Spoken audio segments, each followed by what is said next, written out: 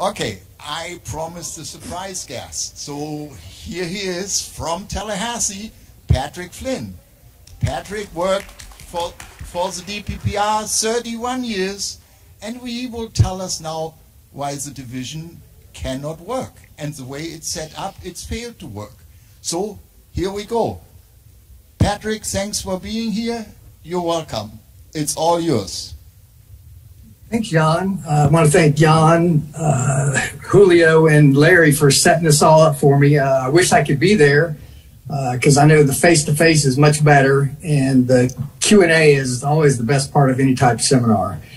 You know, one of the things that I want to say, I was with the division for I was with the department for 31 years, 21 of which I spent in compliance. I was an investigator down in Fort Lauderdale, investigated cases for 5 years. I supervised the financial investigation section for 5. I traveled around the state for 6 years doing condo education for board members, CAMs, CPAs, attorneys, and then I was the bureau chief over compliance for 4.5 years. I left the division in 2019 and opened up a consulting business, kind of doing the same thing.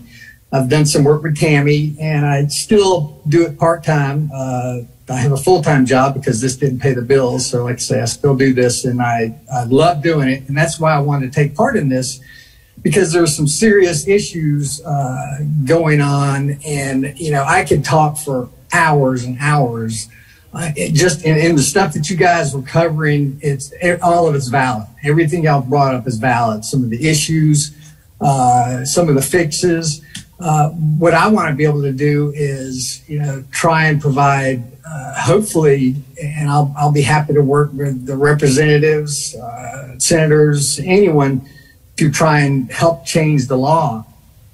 One of the issues that comes up is, you know, there's these laws that are here, and the division has jurisdiction over financial issues, access to records issues, and election issues. And I'll get into each of those separately in a minute. But the problem is if the division goes after the association for a financial issue and they find a violation, what's going to happen is the association is going to get fined, and the people that pay the fines are the unit owners. The board member does not pay the fines. And when I talk about financial issues, and I'll go from how the statute addresses it. Yeah, there's financial statements issues, there's budget issues, there's reserve issues, not doing any of those right, using reserves for other than intended purposes, and that was brought up, and that's rampant. Using association funds for other than intended purposes, kickbacks. All those are classified as misuse of association funds or using reserve funds for other intended purposes. Well, unfortunately, the statute does not classify any of those things is what they actually are, is fraud, theft, embezzlement, collusion between board members and contractors. They get kickbacks. That stuff's hard to prove. And, you know, I can tell you, if I'm on the board of directors of a condominium association and I'm doing something wrong, first thing I'm going to do is not give you the records that you're asking for. I'm not going to do the audits. I'm not going to give you any type of financial information. And, you know, if it's really bad, I'll throw the records away. There will be no records. The issues that the division has jurisdiction over, and I'll say probably one of the number one issues is access to records. And I've worked with Tamara, and I know that's one of the big issues they deal with. When I was with the division, that was one of the big issues we dealt with. And on my own, when I'm helping people, that's one of the issues that they get in touch with me. Hey, we can't get any records from the association. You know, what do we need to do? What do we need to get? And I say, start out with the budgets and the financial statements. That's the first thing you need to start looking at, because that's where you're going to start seeing problems. There's going to be red flags. But what the problem is the associations won't give you the records. And the division will go in, and everything now is civil penalty pretty much. They amended the rules, I think it was in 2018, 2019. Everything's a civil penalty. Okay, people thought, oh, this is great. Everyone's going to pay a civil penalty. Well, it's not really great, because Division goes and gets a consent order against an association. You owe us $5,000. This is what you did. You violated the law. Okay. They don't pay the money. They don't do the corrective action. Then what's the next step? Okay, the division, if they go this far, they go get a final order against the association. Okay, there's a final order in the court, and it says you should do this and you should do that. Nothing's going to probably happen to that final order. That's just a judgment against the association. There's not really anyone to enforce it. You need someone to come in and like Julio was saying, and all the other people, you need to have some type of law enforcement authority to come in and investigate criminal activity. I'll give you two very good examples. Talked to a person in Brevard County one time.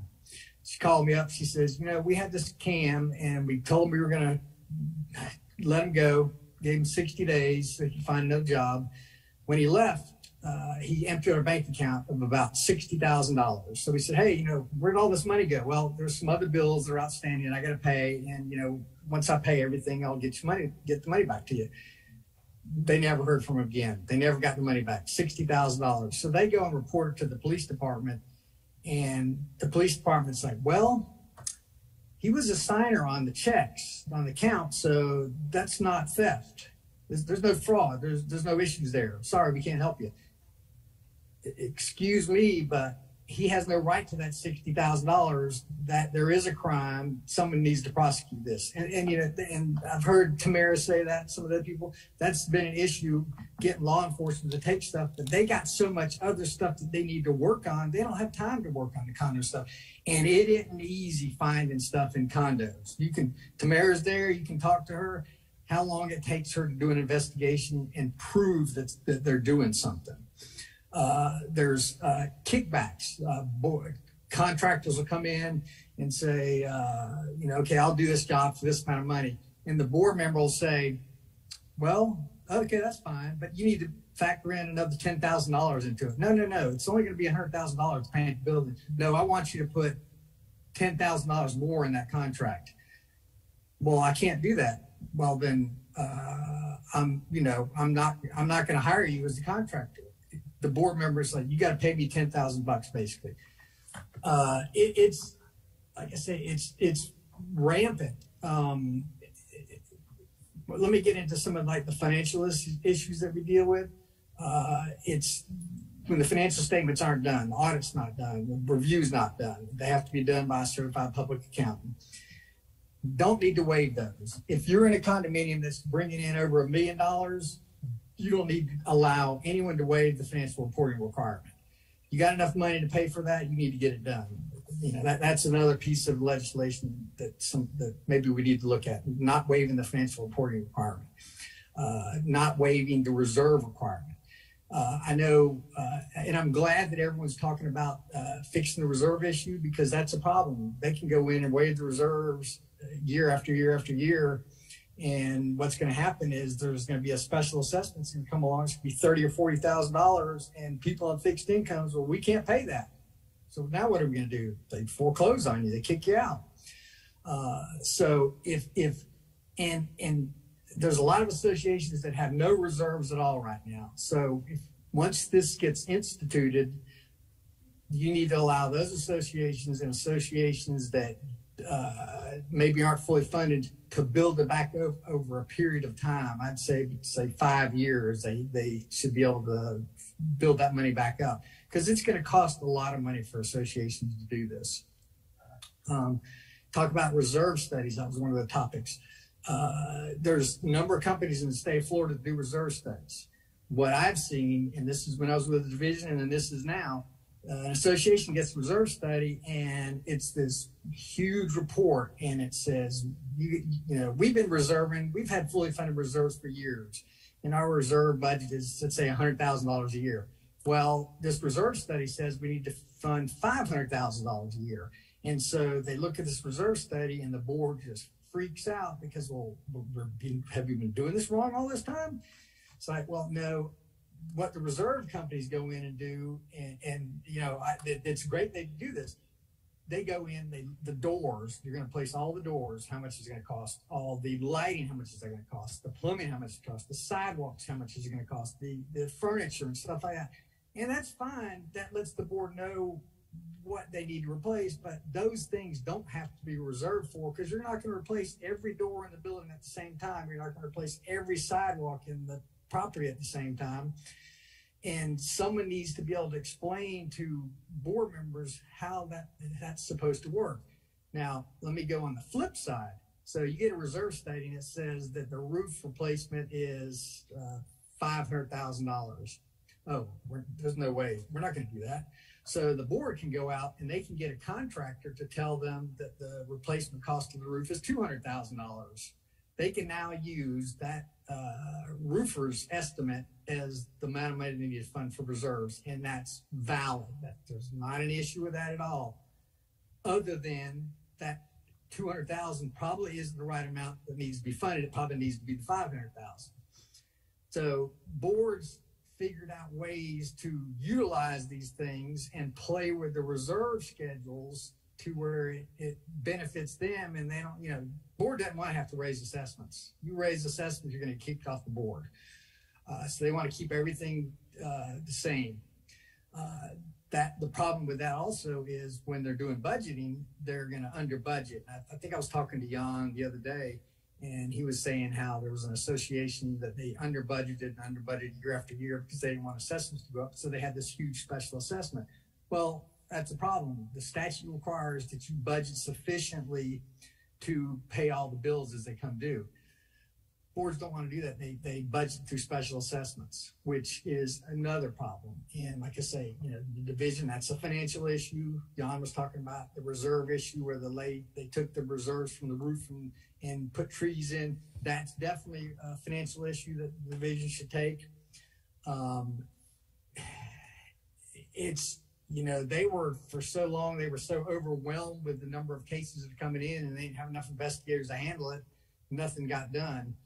They've since changed their methodology of how they handle cases to where when the case comes in, complaint comes in, they look at the complaint, someone looks at it, and that person screens the complaint. If it falls within the division's jurisdiction, access to records, elections, or financial issues, okay, we may look at it. Then they see, is there any documentation to support it? Well, if there's no documentation to support it, they may send them a letter. Okay, we got your case.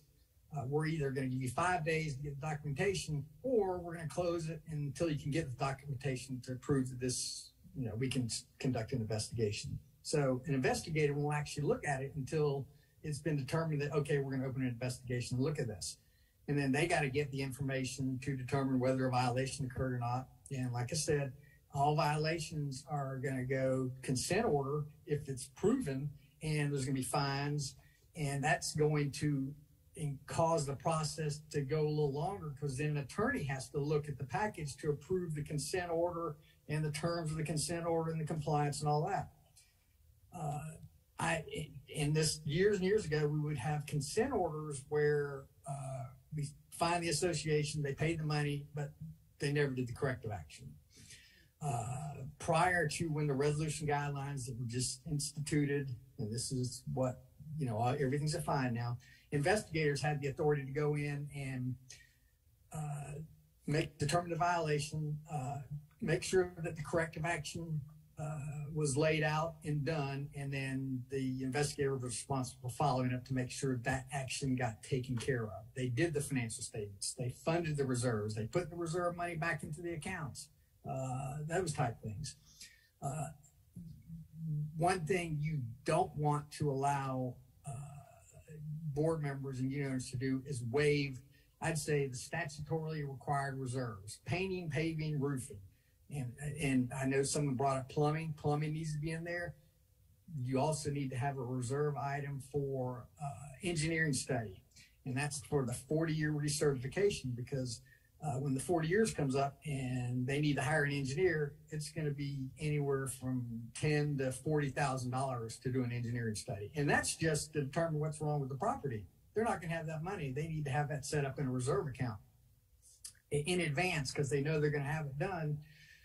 So if you go in and you make the board responsible for these type things, the problem that's going to bring up is you're not going to get people to run for the board, because that's already a problem right now. You can't get anyone to run for the board. No one wants to be on the board. It's a thankless job.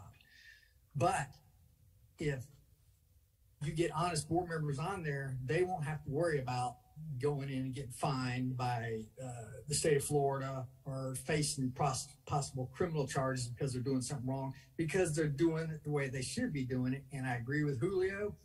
You need to require education of the board members. Throw that form away. They need to have at least 8 to 10 hours of education on how to run a condominium association.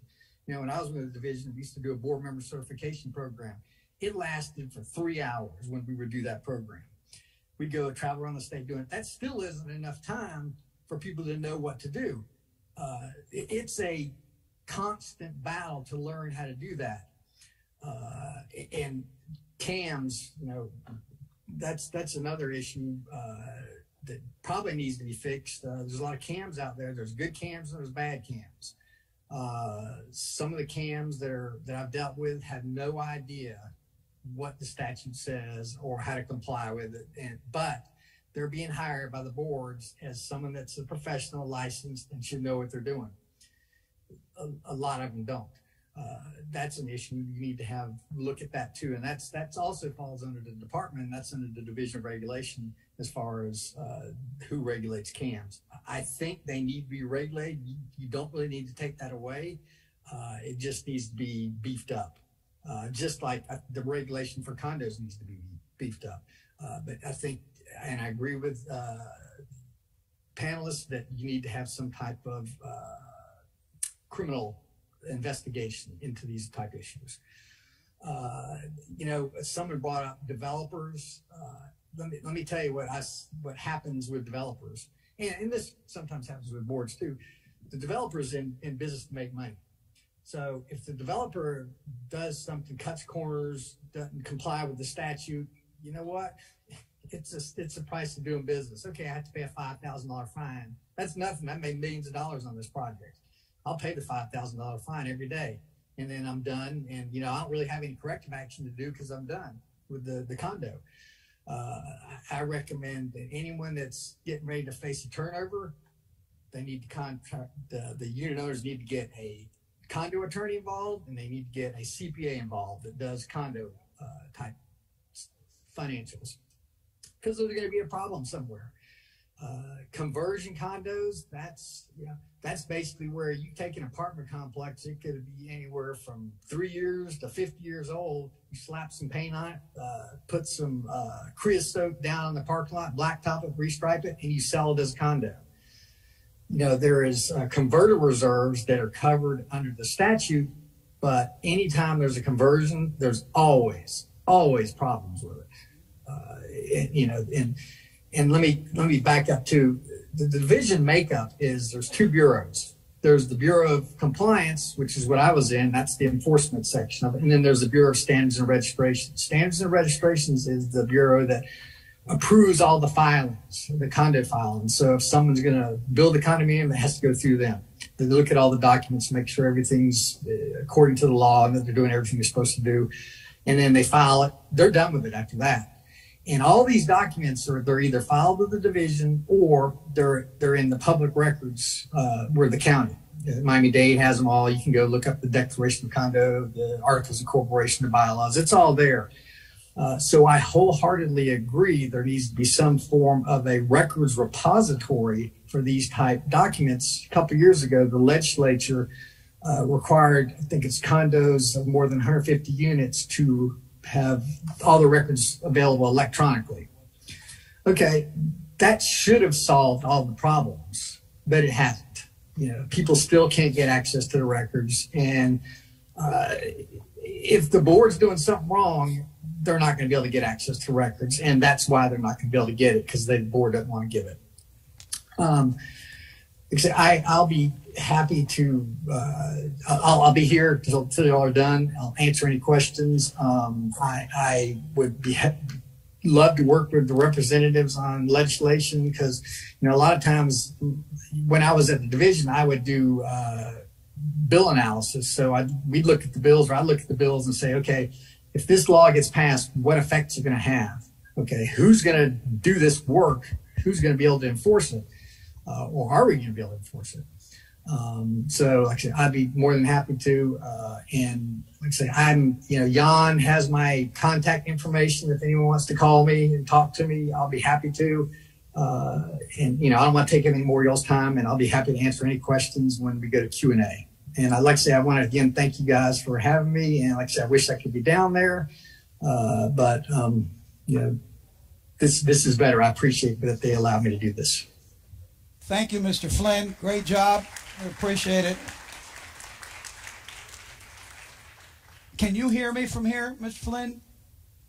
Yes. Beautiful. All right. I have a couple of questions. First of all, thank you. But I'm going to start again. Could you let everyone know again what your history is with the DBPR? Because you are a true professional. Sometimes we as lawmakers or people that are advocating, they say, it's just a politician. This is all politics. Tell them what you did for 31 years, sir, one more time. So I was with the division for 21 years. I started working down in Fort Lauderdale as an investigator. And I highly recommend, and let me back up. 75% of the condominiums are down in Broward, Palm Beach, and Miami-Dade County. So that's where 75% of the problems are. I was an investigator down there for 2 years. I investigated financial issues, misuse of funds, improper financial statements, developers not doing what they're supposed to do and not under guarantees. Moved back to Tallahassee, and then I was an investigator up here for another 3 years. Then I took over the financial examiner analyst section, and that's the section where I worked as an investigator that investigates financial issues. That's all they do. Did that for 5 years. Then I was the head of the newly created education section for 6 years, and I traveled around the state providing education for unit owners, board members, CAMs, attorneys, CPAs, I still have some of those programs that I did through PowerPoint presentations. I probably educated over 50, 60,000 people when I was there doing it. Budgets and reserves. And I did it from the perspective of, this is what the division is going to look at. If you get a complaint on you, this is how you need your budget. This is how you need to do your financial statements. This is how you need to do your election. And I'll just say one thing about elections, and because I don't want to get into it because I could take days. An election in a condominium is so easy to fix. Thank you. It's ridiculous. Thank you. You could throw an election from the beginning from when it first goes until the ballots are counted. Hearing it from them until afterwards. It's just too easy to do. If I wanted to make some money, I'll go around doing that for condos. But no, that's not what I want to do. I want to fix the problem. So I traveled around, and I still do stuff. For like 7 or 8 years, I spoke at the University of Miami's Cluster Housing Law Conference down in Miami and Boca Raton. I still speak at the Florida Institute of Certified Public Accountants CPA CIRA conference, which is once a year, and that's where they have all the CPAs. Then there's some attorneys and CAMs that specialize in doing condo, timeshare, and co-op financial statements. So I still speak at those. Actually, there's one in November that I'll be speaking at, and it's always on condo financial issues. And you know what? I've done for I don't know how many years reserves. That's been my issue that I've spoken on. This is the reserve problems that you have in condos. The budgets, the reserve studies, people not understanding it, pooled reserves versus straight line reserves, and it just goes on and on. I agree, and I'll be willing to testify for all this stuff as far as setting up. You need to have a required reserve study. There was probably 6 years ago, they required a reserve study for 1 year. And the board could waive it if they wanted to. So every 3 years, they had to have a reserve study. So the statute said, yeah, but then the board can waive it if they don't want to do it. The next year, they got rid of it. I have no idea why they get rid of it, because I could be a board member. I could walk around with a sheet of paper and say, oh, let's see, there's 10 years left on the roof, and I think it's going to be about $25,000 to fix it. The paint's got another 8 years, and it's going to be this much to fix it. And that can be my reserve study. I mean, that's valid. But you need to require reserve studies. But I'll stop. So, and like I said, I still do consulting now. I have a case now where the individual, he's already spent over probably $150,000. This is an owner. He owns a timeshare, and the board has been basically charged him astronomically all this money. And this all occurred in 2014. So this is still an open case where they're ripping him off. And so I'm going to, hopefully we're going to court, and hopefully we're going to get this guy's money back.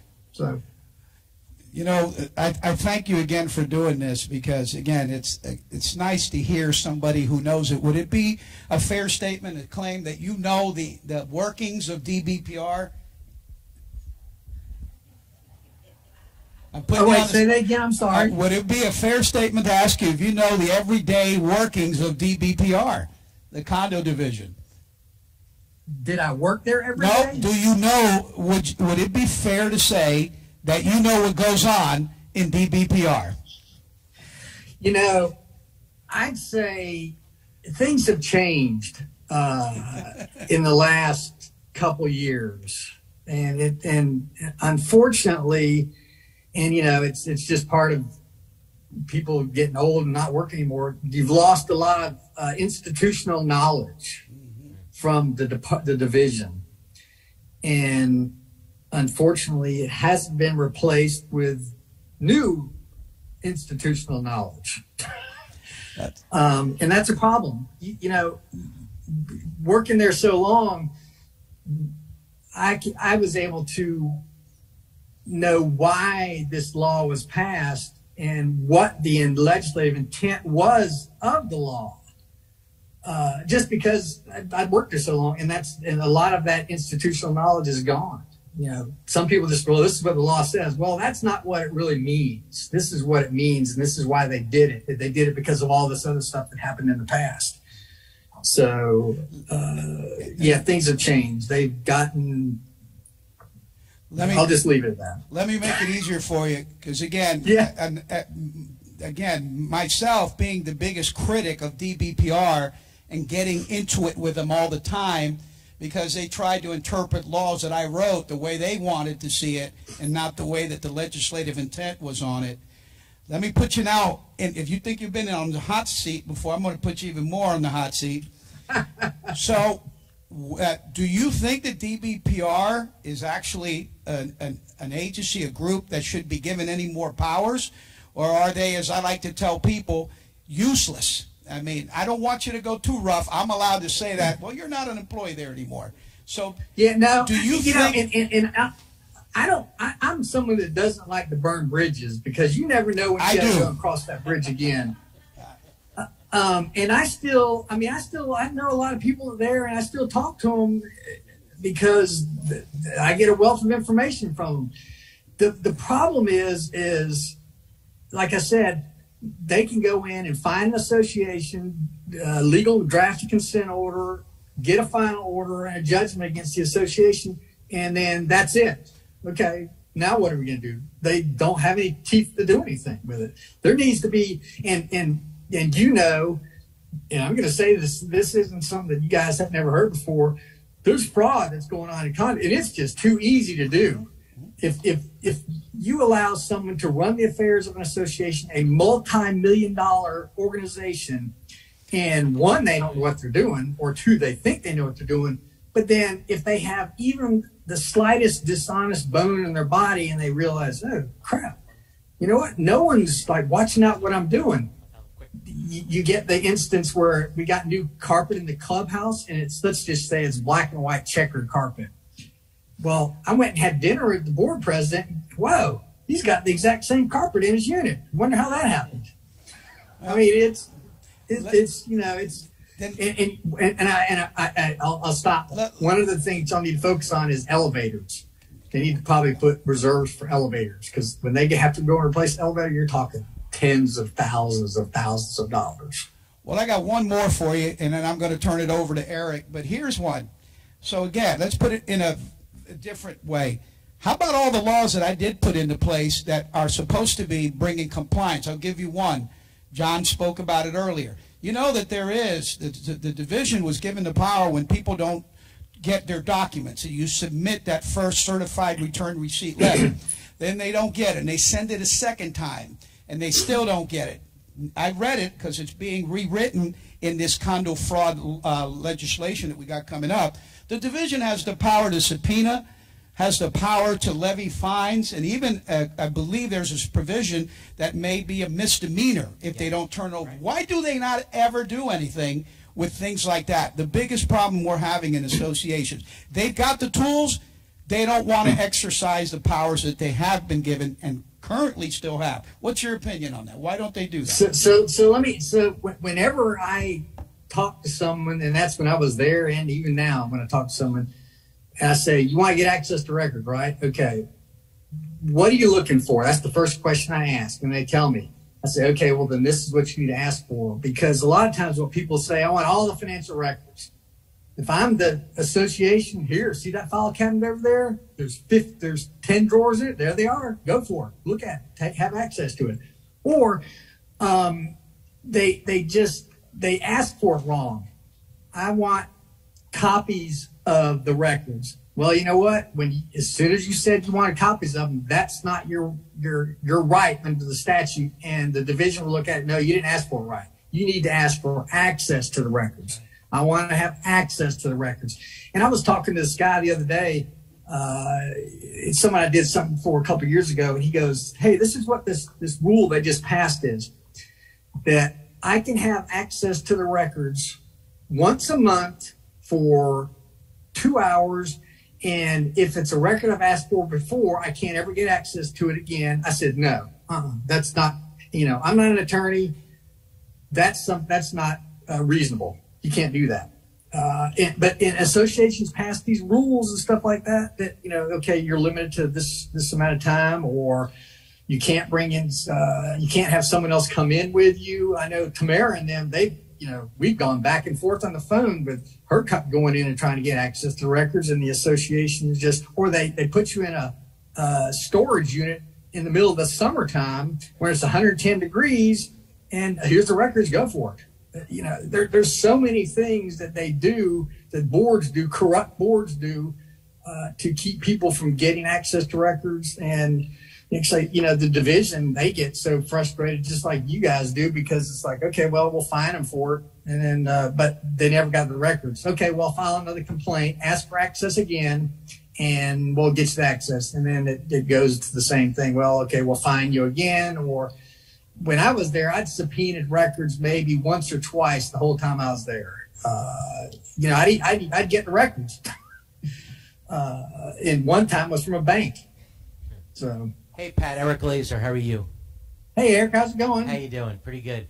Julio's going to love this story because sometimes the problems at the DBPR are right under their nose. And Pat and I worked on a really good case about 3 years ago. Pat, tell me if you remember this. One of their own investigators, right? I know where you're going already. Yeah, he knows. It's a great case, and that's why I said Julio's going to love this. One of their own investigators became a CAM, opened up a CAM company, right, here in Miami. Wait. Investigated condominiums, right, ones that he was personally investigating, went to it and suggested the following. One, that they use his management company, and two, that they hire the law firm who is his wife. Yes. Yes, and it happened in several occasions. Whatever happened, yep. I think he was obviously terminated or promoted. I guess DBPR, I think he was given a promotion. What happened? Eric, I knew they were at one time they were going after him, but as far as I know, nothing happened. Nothing, yeah. But I think he would. No, in all fairness, I think he was fired. Yeah, no, well, I think he resigned. Oh, that's right. You're right. What do you guys, so what exactly do you have to do to get fired? It's all right. I'll withdraw the question. It's okay. You know, because that was blatant. That was Yeah. it was bad. That whole situation was terrible. Well, it's always been an honor and a pleasure working with you. You were so devoted to what you did, and I really want the audience to know that you were really an asset to the DBPR. I mean every word of that. Yeah. Well, no, I appreciate it. And let me just throw one other thing. And this was after I was still at the division. Then I ended up leaving, but I kept following up on the case. There was a case that they had, and this was a board president up in Boca. This guy the charges were racketeering, abuse of the elderly, scheme to defraud. He had if you saw pictures of the board members, it's like, where's their arrest number underneath their name? And I mean, it was bad. They had a whole huge file of all this stuff that it was tied up in a bow and nicely. Well, and I understand why it maybe didn't go where it should have, but it went. They got in touch with FDLE. FDLE started investigating it, and nothing ever happened. You know, the guy supposedly ended up with throat cancer or tongue cancer, and so I think he probably died. But it was bad. I mean, it was really bad. And FDLE, the guy that was investigating, I don't know if he just didn't know what he was doing or he had too much other stuff to focus on. You know, it's the law enforcement doesn't think this is that bad. And, you know, it's not drugs, it's not murder, but it's like huge, tons and tons of money. I mean, there's 26,000 condominium associations in the state of Florida, I think, and that may be more than that now. The division probably gets about 1,000 complaints a year. If you think about it, that's not really bad. Well, I could go into any condominium association in the state of Florida, and I guarantee I could find violations of the law. Someone's doing something wrong. Patrick, thank you so much. It was very informative, and we really appreciate your input, and it was very nice. We'll talk next week when I'm back home, and we'll see. Thanks a lot. Really appreciated what you did. Thank you. You're welcome. Thank you. And I'll stay on for any questions if anyone, you know, I don't know how long y'all are going on for, but if people, like I say, I'll stay on. Thank you. Yeah. We'll keep you out there because there may be questions because we're getting ready to open up for questions from the people. Okay, sure. Okay, now it's your turn, people. We have, well, just a second. Let me finish.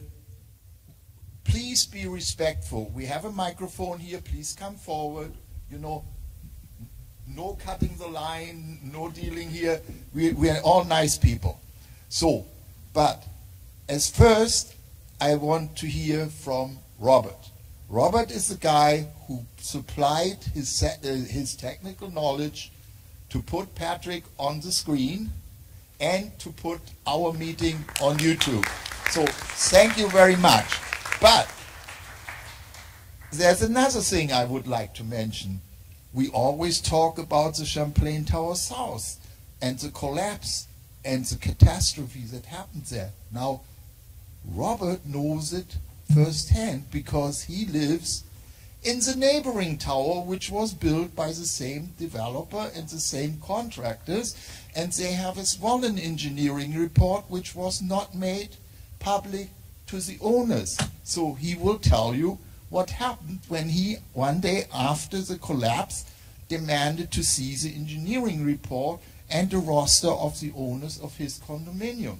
So thank you, Robert, for doing it, and let's hear what you have to say. Thank you.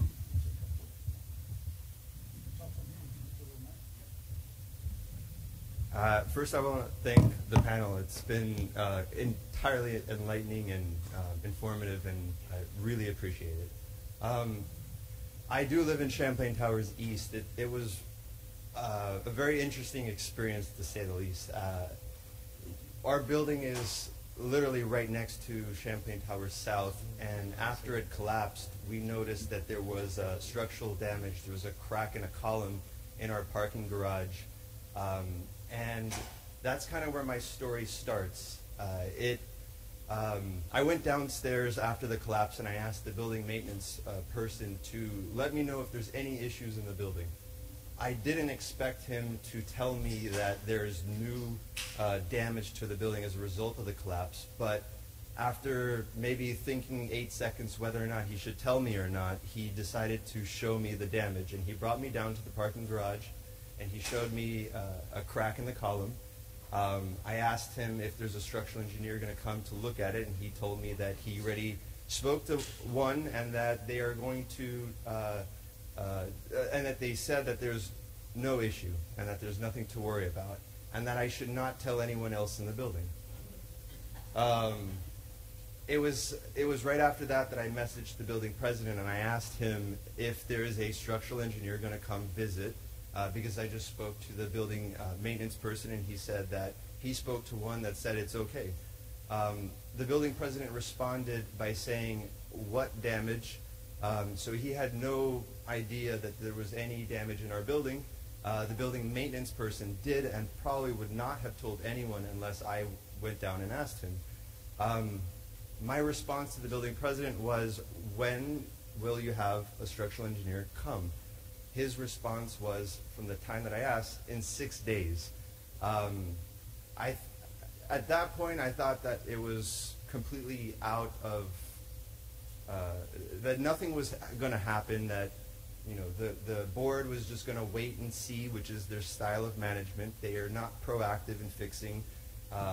It took I thought it would take an incident like a building collapsing for them to be, active, but they didn't.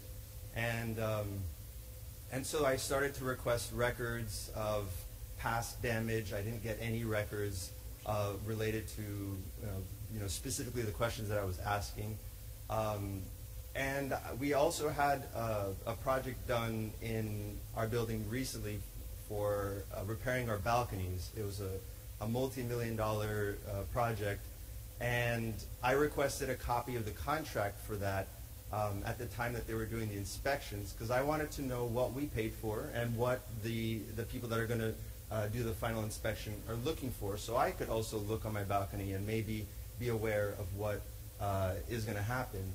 And the response I got back from the board, and I'll paraphrase, but in a nutshell, it said, "We don't believe, or we don't feel that you deserve the digital copy of the contract because you elected us to make the decisions for you."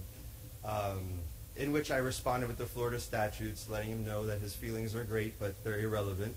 And eventually I did get a copy of the contract, though it was like pulling teeth. And I think that's after that, I did get a letter from Becker and Polikoff, who's the law firm that represents the condo board, basically telling me what I can and cannot do in terms of record requests, which I found interesting. I read the statutes, but to get a letter from a law firm, with a letterhead Becker and Polikoff, that's clearly a tactic to intimidate and to discourage for me to pursue any more information. So it was. It is. And I was intimidated. It was intimidating. Though I kept asking questions, but still to this day, I don't have a single record of what the engineers have found in the building. They're not releasing it. We have no idea. We've had multiple engineering firms come and look in our building. We've had the town of Surfside's engineer, Alan Kilsheimer, come and inspect our building. These are visual inspections, mostly by the eye, though our building also hired our own engineering firm. I think someone was mentioning how, the more well-off buildings are able to do that. We are able to do that. We also had our insurance company send a team of engineers that are doing inspections. And they're doing all this, yet we have zero information about anything. And it's a little discouraging because the information we're getting comes from the mouth of the condo board. They're basically taking the information that they're getting and communicating it to us, but it's not coming from the source of who's providing them that information. So I can't trust them for anything that they say. And it's become a big problem that it's not just my building, it's many other buildings along the coast and probably beyond that are experiencing this, this dysfunction. So. Thank you, Robert. That was very good. By the way, I just wanted to mention two more things. This was the Becker law firm, and this was David Rugel who sent the letter. By the way, you can read the letter on our website if you want to have some fun, because it's really ridiculous what he writes, in my opinion. And I wanted to say that the collapsed building had as association law firm as well the Becker law firm. So there is some relation to the whole thing. So it's kind of interesting. And let me mention that the problem with access to documents. Show of hands, how many people have had a problem trying to get documents? Every single hand goes up. It's the biggest, #1 problem, and we already talked about this. Why? Because they don't want you to know what's going on. And I've been asked to come out to a park on a beach to be given a laptop in the middle of a COVID situation with 100 degrees weather out there to come look at the documents. It's ridiculous what goes on. I understand what this gentleman is going through. This is why, again, I commend, Annalee Mataub and you, Danielle, and the senator for coming up with that idea. And Annalema, I wish you were here. Ma'am, you deserve kudos 10 times over. These documents need to be put into a government access website. It's the only way you're going to start getting access to documents. Notice these boards, when they got something to hide, I don't care if they give you access to a room with 1,000 files. Give us access. We'll come in and we'll look. But they don't want that to happen.